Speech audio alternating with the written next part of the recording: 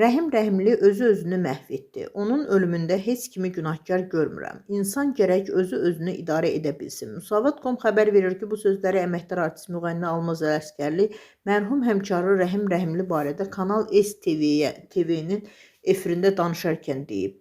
Almaz Ələsgərli bir zamanlar yaxın dostluq etdiyi həmkarından sonradan uzaqlaşmasının səbəbini isə bu cür açıqlayıb.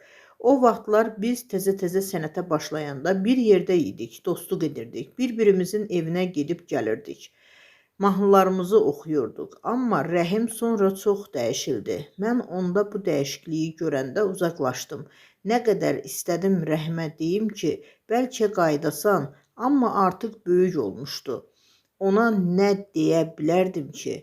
Son dəfə görəndə də gördüm ki, nəsə yaxşı deyil, vəziyyətindən heç gözüm su içmədi. Dedi ki, qara ciyərimdə problemlər çıxıb. Mən də dedim ki, Allah şəfa versin, amma nəsə hiss edirdi. Xatırladaq ki, müğənni Rəhim Rəhimli 2022-ci il sentyabrın 30-da 45 yaşında vəfat edib. Onun ürək tutmadan keçindiyi bildirilirdi.